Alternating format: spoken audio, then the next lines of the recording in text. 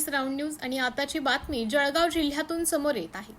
महाराष्ट्र राज्यामध्ये अवैध वाळू उत्खनन व बेकायदेशीर वाहतूक यावर प्रतिबंध असताना जळगाव जिल्ह्यामध्ये काही ठिकाणी शासनाकडून वाळू घाटाचे निर्माण करण्यात आले असून त्या ठिकाणावरून वाळू उपसाचा ठेका घेतलेल्या ठेकेदारांमार्फत महसूल विभागाच्या पावत्या घेऊन वैध पद्धतीने व वाळू उत्खनन खनिजाची वाहतूक तात्पुरता करण्याचा परवाना दिला जात असला तरी जळगाव जिल्ह्याच्या त्या वाळू घाटांवरून महसूल विभागाच्या वाळू वाहतुकीचा हा व्हिडिओमध्ये दिसत असल्याप्रमाणे गैरवापर सुरू आहे।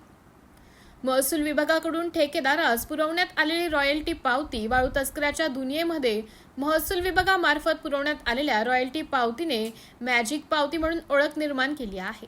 या मॅजिक पावतीवरती मॅजिक पेनने दिलेले अनेक वेळेस अगरबत्तीच्या सहाय्याने मिळवता येते व परत लिहिता येते। ही मॅजिक पावती वाळू तस्करीच्या बाजारामध्ये प्रति पावती 4000 रुपये दराने विकत घेता येते आणि शासनाला लाखो रुपयांचा चुना लावून अवैध पद्धतीने वाळू गौण खनिजाची वाहतूक करता येते।